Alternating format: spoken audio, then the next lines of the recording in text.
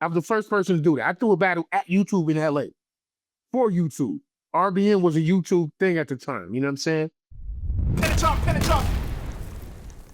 Talk to us about the YouTube battle event that only lasted one time. How did that come about? In the illustrious rap battle network, RBN. I got a call from my brother Daytron, the editor-in-chief of Vibe magazine. Me and Daytron got history. When we were doing those battles back in the day at hook.com, the cipher battles with my sister Mahogany Brown, Daytron was also a part of that organization. So Daytron knew what we brought to the sport. So me and Daytron, and plus Daytron from Brooklyn anyway. So anyway, me and Dave been locked in. So when they had an opportunity for this battle rap situation, he's like, I got the perfect guy. So luckily, they hit me up like and presented me with the play they was trying to do. Set the play up, boom. Next thing you know, I'm booking it for RBN shit. I'm getting everybody their money, whatever. And we partnered up with YouTube. You know what I'm saying? It wasn't my league. Obviously I was the face, like I guess for the culture, I was the face of it and shit like that. And I'm definitely the one that brokered everybody and got everybody paid and shit like that. But I'm playing with other niggas' money. What's the best way to do it any fucking way? But yeah, so they had, this is the problem. Okay, here we go. So we did that event. It was June 1st, 2013. That was at the YouTube space. I was the first person to throw a battle with YouTube. I threw a battle at YouTube. That was me. Wow. I was the first person to do that. I threw a battle at YouTube in LA for YouTube. RBN was a YouTube thing at the time. You know what I'm saying? It just didn't do what they wanted it to do. Now, what happened was anyway, so we had, who was in the, that was a disaster. I'm lying. That was Matt Pfeiffer versus Daylight. That was the one with the water and Right. Daylight pulled a pillow You was out. still getting your feet wet. Yeah. Yeah, that's it. There was Shotgun Shug and John the Don, Big K Real Deal. Yeah, that day. So the battle, the card was pretty dope. It was a little, the production was dope, but it was more, in my opinion, it looked a little bit too TV-ish. Like when it comes to battle rap, you still want to keep a gritty appeal to it. Right. You Like want that even like rawness. yeah, even like when 106 in Park, when URL took over 106 in Park, they didn't have it look shiny like the Freestyle Friday battles. Motherfuckers had that shit looking grimy. This shit was darker, like it was a feel to it. You know what I mean? So RBE was dope, but it was still a little too TV. You know what I'm saying? Now the issue with it was not that the battles themselves, the battles that they were dope. I mean, people still, you know, talk about Master Daylight, just comes to that to this day. So there's things that resonated from that event to this day on, which is dope. But the issue was it was supposed to be a subscription-based service. It was supposed to be a subscription. So that's what they wanted to do. It was like $9.99 a month or something like that.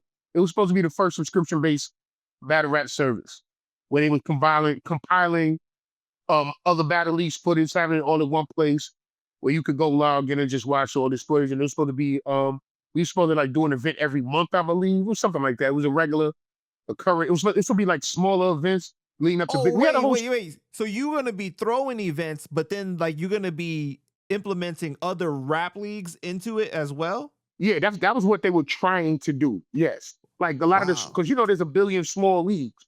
So it was Right. like, okay, obviously RBN is gonna be the hub, but it was gonna be like, all right, like we had what's my man Biscuit, the dudes, my bros in Colorado. You know what I mean? My man S Young and all of them, and like they had a league, so like we were putting out I think it was Colorado Raps or whatever. So they were gonna like put out those battles through the channel, like through the subscription service. That was what they were trying to do. So like all the small leagues, get them together, give them a hub, a home, and then break bread that way and have a subscription based service. But where they fucked up was this is 2013. They try to make a subscription based service, and you couldn't do it on your fucking mobile device. Oh shit. What the fuck? Yeah, people, you gotta look at how people consume their content. Like nowadays, almost I mean, most of us consume our content on our phone 7, 8 times out of 10 now anyway. But it was already there at the time. Like people, you watch battles, you on your phone, you on here, you on your mobile, you on your iPad, you on your tablet, you on your, you know what I mean? So you're telling me I'm paying for the subscription service, but I gotta sit here at my motherfucking desktop or laptop and you know what I mean? Like it didn't make no sense. So like, it was ambitious in what they were trying to do, that the execution wasn't what it was. So it didn't work. And we did that one event, and then we did that one event and got a good buzz off of it, but when they didn't have everything lined up as far as they didn't realize how much work it took, and it was gonna take more than just me trying to be the battle rap go-to guy to get everything going. So yeah, it didn't take off, man. It was dope. It was dope. It was a dope idea to try, and it's cool to be like the person to actually bring battle rap to YouTube literally. You know what I mean? So that was cool. And then plus, it was a dope experience for the guys, man. Like I tried to make them feel, um, because at the time, battle rap was still kind of crude with how they present shit. I wanted them to feel like real artists and shit. I wanted them to come in and feel like, yo, you somebody. You know what I mean? Like, so I had, barbers on deck. Like I was taking care of them. I'm doing shit like I'm treating them like quote unquote real rappers and shit. You know what I'm saying? Not I'm treating them like how they supposed to be treated as an artist. You know what I'm saying? And I got people paid out. You know what I mean? I always got my people paid. I broke bread with everybody. So it was cool. Like it was cool as far as what we did, and I got everybody paid. So as far as that, I'm not mad at it. But it would have been dope if it actually if what they had in mind for the vision would have actually came to fruition. That would have been dope. But it did. And you also were like the first person to do pay-per-view, right? Yeah, we did Fire the Leader September 17, 2011. That was the Yeah, first. and Yeah. people don't recognize you enough for that either. They don't give you enough credit for that. I mean, at first, nobody wanted to do it. They said it wasn't something they wanted to do. I was always trying to find a way because I'm like, yo, I gotta find a way to make to generate some bread because them YouTube checks is like, what the fuck is that? You know what I'm saying? And plus, I was, so it's like I'm trying to find a way to make more money, well, so I can actually make some money and then reinvest into the sport. So it was like I was always trying to think outside the box and do like I would do concerts with the battles. I would give away albums and merch and shit. Like I would do all sorts of shit to try to just bring in more income and more light. And to me, just the natural progression was motherfucking pay-per-view. And we had to like a test run with the draft first. So shout to Dutch Vega, aka Flacco. Liddy Bros new album is out now. Get that Liddy Bros and shit.